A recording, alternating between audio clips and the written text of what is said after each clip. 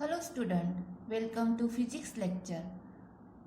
My name is Ashwini Rao. Today we are going to start chapter 2nd is mathematical methods. In previous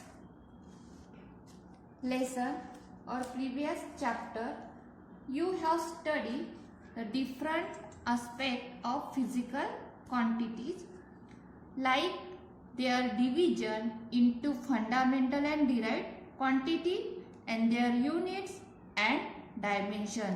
आपण previous chapter मध्ये बघितलाय first chapter मध्ये physical क्वांटिटीचे division fundamental and derived क्वांटिटीचे त्याचे units आणि त्याचे dimension.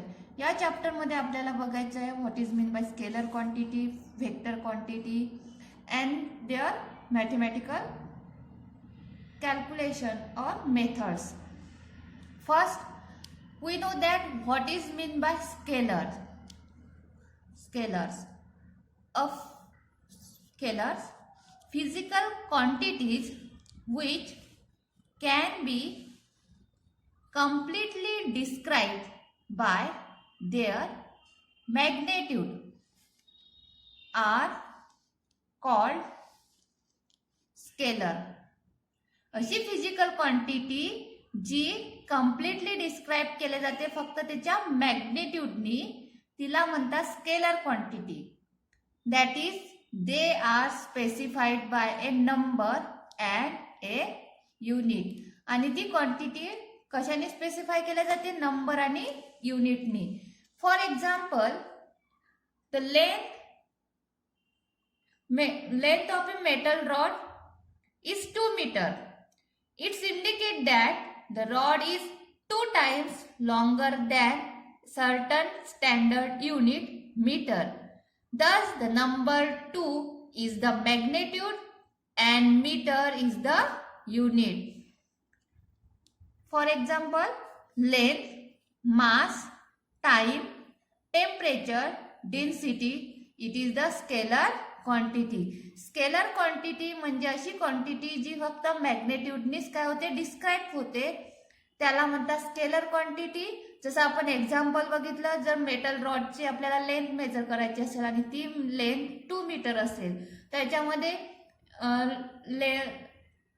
काय इंडिकेट्स करत आहे की रॉड हा 2 टाइम्स लॉंगर आहे कशापेक्षा? स्टँडर्ड युनिट मीटर पेक्षा. म्हणजे 2 नंबर 2 ही काय झाली त्याची मॅग्नेट्यूड झाली आणि मीटर काय झालं? युनिट झालं. Next second is the vectors. Physical quantities which need magnitude as well as direction for their complete description are called vector. शी फिजिकल क्वांटिटी जी कम्प्लिटली डिस्क्राइब करण्यासाठी त्याची मॅग्नेट्यूडची पण गरज असते आणि त्याची डायरेक्शनची पण गरज असते अशा क्वांटिटीला म्हणतात vector quantity. For example velocity, displacement, force etc are the vector quantity.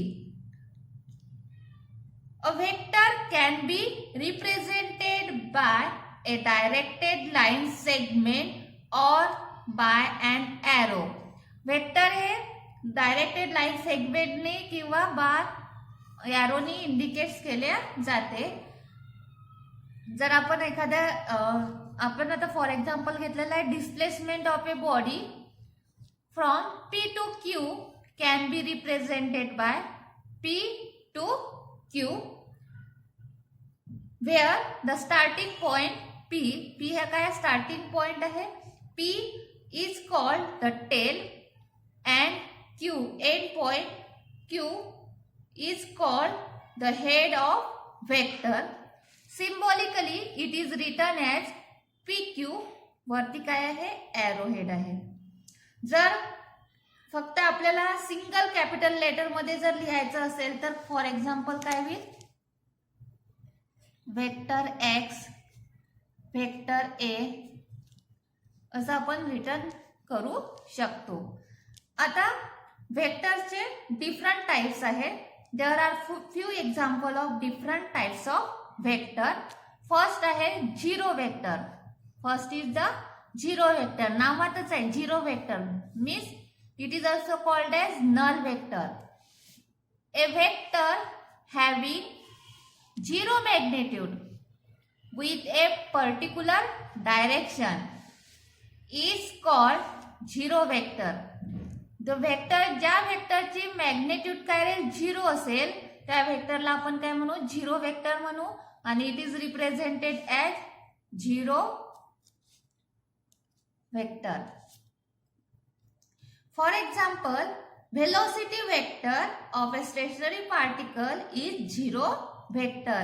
एखादा पार्टिकल हा काय स्टेशनरी आहे आणि त्याची व्हेलॉसिटी जर आपण मेजर केली तर काय राहील ती झिरो राहील कारण तो स्थिर आहे.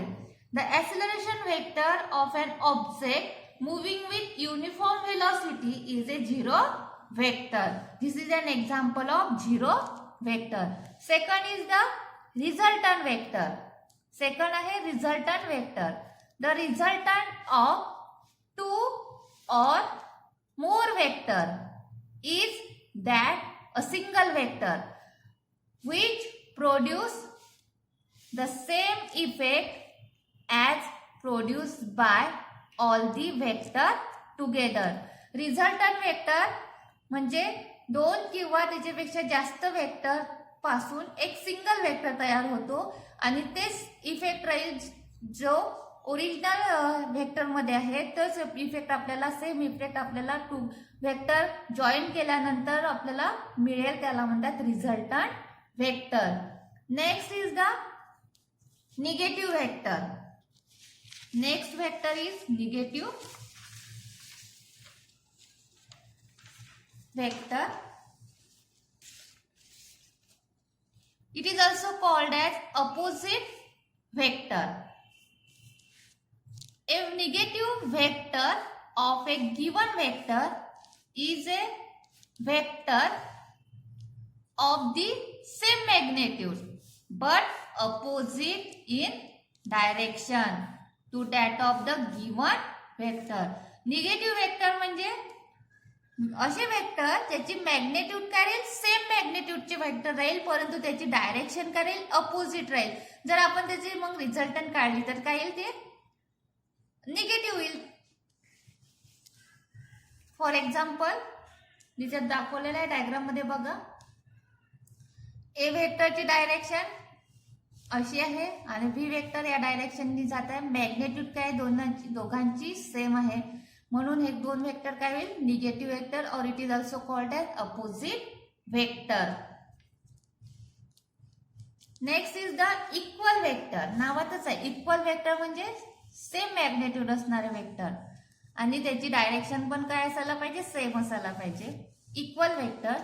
To vector A and B have the same magnitude and direction. The two equal vector are shown in figure. Vector A and vector B are the equal vector. Next is the position vector. Position vector म्हणजे जे आपल्याला position represent indicates करते. A vector which gives the position of a particle at a point which respect to the origin of a chosen coordinate system is called the position vector of the particle. Position vector काय करतो आपल्याला एखाद्या पार्टिकलची position कुठे आहे ते indicate करण्यासाठी position वेक्टरचा उपयोग होतो. जर एखादा पार्टिकल स्पेस मध्ये आहे तर आपल्याला त्याची निश्चित जागा माहित नाही की तो पार्टिकल कुठे आहे तर त्यासाठी आपल्याला काय कन्सिडर करावं लागते कोऑर्डिनेट सिस्टीम कन्सिडर करावं लागते आणि विथ रिस्पेक्ट टू ओरिजिन आणि आपल्याला त्याची पोझिशन काढावं लागते. जसं इथे आपण डायग्राम मध्ये दाखवल्याप्रमाणे हा पार्टिकल आहे.